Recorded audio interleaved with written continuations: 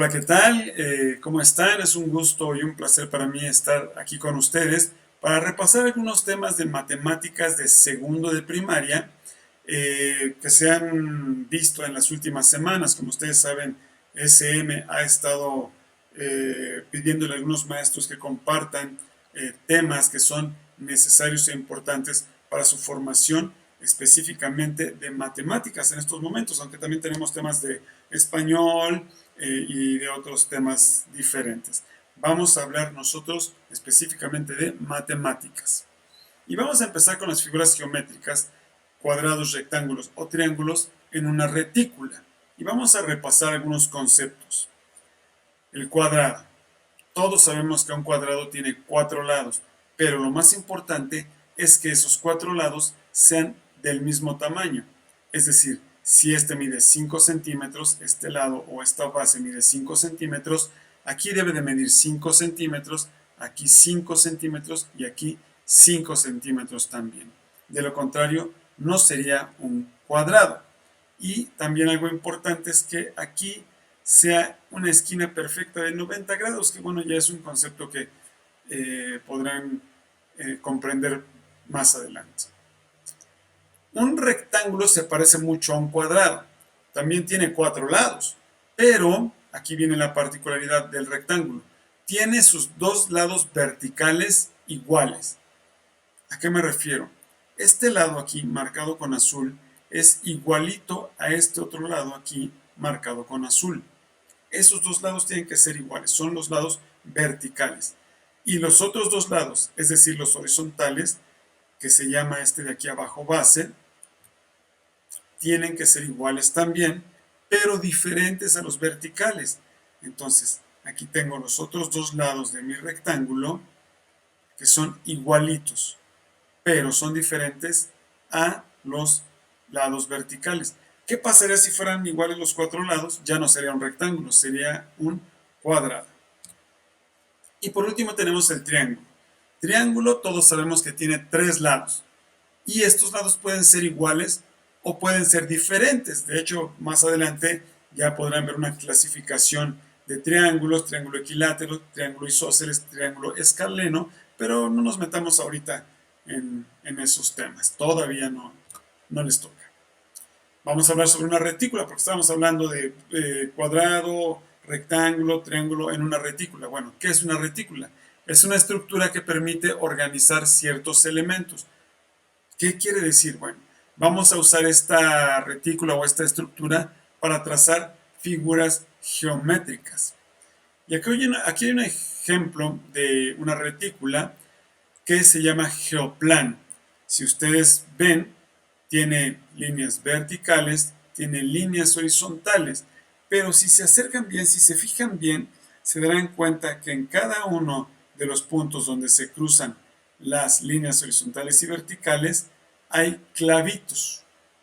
Entonces, normalmente un geoplano se hace sobre madera, sobre un cuadro de madera. Puede hacerse sobre cartón también, pero lo más conveniente es madera. Y estos clavitos nos van a servir para que con ligas o con estambre o con algún hilo o algún material similar podamos nosotros trazar figuras geométricas. Obviamente nosotros no vamos a usar un geoplano como el que estaba en la imagen anterior porque no tenemos aquí madera y clavos, pero vamos a hacerlo a través de una cuadrícula que tenemos aquí en la computadora.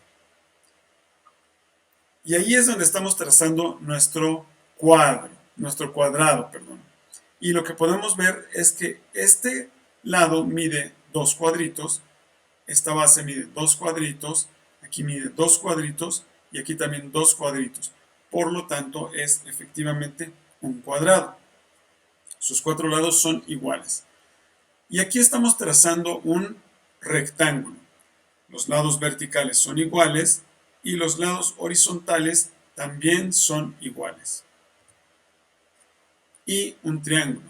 Este triángulo, si ustedes se dan cuenta, si pueden fijarse muy bien, de base tiene 3, pero este lado mide un poquito más y este lado mide un poquito más. Los 3 lados son diferentes. No tienen que ser iguales, como habíamos dicho, De manera que sí es un triángulo porque tiene 3 lados, aunque no sean iguales. Con esta retícula y con las figuras geométricas que ya estamos estudiando, podemos hacer diversas figuras y todo va a depender de su imaginación, de su talento para crear figuras. En este caso, pues vamos a crear una figura que ustedes conocen porque se repasó ya en una clase anterior, que es una casita. Está formada justamente por nuestras 3 figuras geométricas que estamos repasando. Tenemos un cuadrado aquí de 4 cuadritos por lado, marcado en color rojo.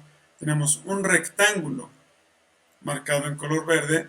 Este lado y este lado es igual. Este lado y este lado es igual. Y por un triángulo marcado aquí en color azul. Y para eso nos va a servir nuestra retícula y nuestras figuras geométricas. Ahora bien, vamos a la elaboración de gráficas, análisis y representación de datos. ¿Qué es una gráfica? Es un tipo de representación de datos, generalmente numéricos. Me estoy refiriendo a, vamos a representar números, mediante líneas, barras, colores, etcétera, que se usa para mostrar gráficamente una relación. Lo que se hace es organizar la información que se tiene de una encuesta, por ejemplo, para poder hacer una gráfica. Y vamos a verlo. Paso 1, analizar la información, entender qué es lo que me quieren decir los datos que tengo. Y aquí tenemos un ejemplo muy sencillo que también vieron ya anteriormente. La maestra Lulú le preguntó a sus alumnos por su color favorito y ellos respondieron lo siguiente. Laura prefiere el color azul, Mariano el rojo, Lucía el verde, Juan el color azul, Liz el rojo, Berenice el azul, Sergio el verde, Sandra el azul y Liam el amarillo. Y ya son datos que tenemos ahí, pero es difícil entenderlos. O sea, ¿cuál es el color favorito? Pues tendríamos que estar aquí viendo, a ver, contando cuántos. Y bueno, pues sí, o cuál es el color que menos prefieren. Hay que estar buscando, a ver, pero ¿cuántos es rojo? No, yo creo que antes era el azul, no, pero si hay 2 del azul. Es difícil. Por eso es que esta información la vamos a recopilar, vamos a juntarla, vamos a resumirla para poder trabajar con ella. Y eso lo hacemos a través de una tabla, en donde vamos a tener aquí los colores que los niños mencionaron, azul, rojo, verde, amarillo, y vamos a tener la cantidad de niños que prefieren ese color. Entonces, 4 niños prefieren el azul, 2 el rojo, 2 el verde y un niño el amarillo. Vamos a comprobar. Amarillo, ¿cuántos niños quieren amarillo? Liam. Ya, efectivamente, o sea, está bien este dato. Verde, 2 niños. Ok, Sergio y Lucía. Rojo, 2 niños. Liz y Mariana. Y azul dice que 4 niños. Vamos a ver. Laura, Juan, Berenice y Sandra. Efectivamente, entonces nuestra tabla está bien. Eso es lo que tenemos que hacer, analizar y recopilar, resumir la información. Y ahora sí ya es más claro y más fácil entender cuál es el color favorito de los niños o de la mayoría de los niños. Pero si además de esta tablita hacemos una gráfica, es todavía mucho más sencillo. ¿Cómo vamos a hacer nuestra gráfica? Vamos a trazar 2 rectas, una recta horizontal y una recta vertical. La recta horizontal va a ser la de los colores. Y aquí tenemos azul, rojo, verde y amarillo. Y la recta vertical va a ser el de las cantidades. Entonces aquí pusimos 1, 2, 3, 4, 5, 6, 7. Porque aquí vamos a marcar cuántos niños prefieren cada uno de estos colores. Vamos a trazar nuestras barras que representan los datos que obtuvimos. Estos datos. Aquí tenemos ya el azul, lo prefieren 4 niños, es el dato que teníamos. 2 niños, porque si ven, la barrita solamente llega hasta el número 2. 2 niños prefieren el color rojo. Sucede lo mismo con el verde, solamente 2 niños prefieren el color verde. Y solamente un niño prefiere el color amarillo. Esta gráfica es la representación de estos datos, que son un resumen de los datos que obtuvo la maestra Lulu al hacer su encuesta, al preguntarle a los niños cuál era su color favorito. Este es el resultado de todo ese trabajo, pero así resulta muy fácil entender cuál es el color que más prefieren los niños. Podemos ahora sí responder rápidamente a las preguntas. ¿Qué color obtuvo más votos? Es decir, ¿cuál es el color que más niños prefieren? Podemos ver que es justamente el azul. ¿Qué color obtuvo menos votos? Bueno, pues claramente vemos que es el amarillo porque solamente un niño prefiere este color. Vamos ahora a trabajar sobre las tablas y gráficas. La lectura de los datos en filas y en columnas. Recuerden, las filas son horizontales, como las líneas sobre las que escribimos en nuestro cuaderno, y las columnas siempre son verticales. Las columnas son verticales. Ahora bien, ¿qué es una tabla? Son cuadros o dibujos que se utilizan para organizar información y poder explicarla de una manera más fácil. Existen muchos tipos de tablas y en la clase del 28 de mayo ustedes pueden ver una tabla de números que nos ayuda a formar números con unidades y decenas. Es una tabla muy interesante, pueden revisarla. Recuerden esta fecha, 28 de mayo. Pero yo aquí les puse una tabla de multiplicación que me parece que les va a ser también muy útil. Como habíamos dicho, las filas son horizontales. Entonces, aquí tengo mi fila horizontal y aquí están mis columnas en vertical. ¿Y qué es lo que hice poner? Bueno, el 0 es el origen. 1, 2, 3, 4, 5, 6, etcétera, etcétera, hasta el número 10. Aquí en una fila. Y en esta columna, en verde, estoy poniendo 1, 2, 3, 4, 5, 6. Los mismitos números, del 1 al 10. Esta tabla la voy a utilizar para saber cuál es el resultado de cualquier multiplicación de cualquier tabla, siempre y cuando sea del 1 al 10. Puede crecer esta tabla, puede hacerse del 11, 12, 13, hasta el número que ustedes quieran. Por ejemplo, yo quiero saber cuánto es 6 por 7. Entonces lo que hago es irme a la fila del 6 y llegar hasta la columna del 7 para ver que mi resultado es 42. Y esto lo puedo hacer con cualquiera de todas estas filas y todas estas columnas para poder ver el resultado de cualquier multiplicación, de cualquier tabla del 1 al 10. Por ejemplo, vamos a ver, ¿cuánto será 4 por 8? Aquí tengo 4, llego hasta el 8, aquí está, 32. ¿Se dan cuenta? Entonces, efectivamente es una tablita muy útil, se las recomiendo. Si pueden copiarla de acá, excelente. Vamos a regresar a las gráficas. Ya habíamos visto que es un tipo de representación de datos, generalmente numéricos, etc. Vamos a ver otro ejemplo para que quede muy, muy claro. Y ahí vamos a ver entonces también las columnas y los renglones. Ejemplo, se le preguntó a un grupo de 20 niños cuál era su color favorito. 5 chicos respondieron que el color rojo, 8 que el negro, 4 que el verde y el resto de ellos respondió que el color azul. Esta es ahora nuestra tablita también con un resumen de toda la información. Imagínense, a veces esta información se tarda mucho tiempo en recopilarse. Aquí estamos hablando de los niños de un salón, pero cuando estamos hablando de encuestas que se hacen tal vez a un estado donde hay, no sé, 800,000 personas, o en una ciudad o en una colonia, o quizá 1 o 2 millones en un estado más grande. Imagínense cuando hacemos una encuesta a nivel nacional, donde somos más de 120 millones de mexicanos. Bueno, el tiempo que se tarda en realizar esa encuesta es muchísimo.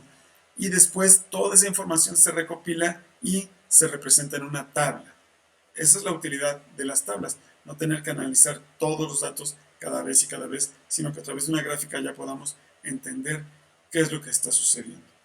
Entonces tenemos el color favorito, rojo, negro, verde, azul. Número de niños, 5 niños rojo, 8 niños prefieren el negro, 4 niños prefieren el verde y 3 niños prefieren el color azul. Y aquí está ya elaborada nuestra tablita, nuestra gráfica.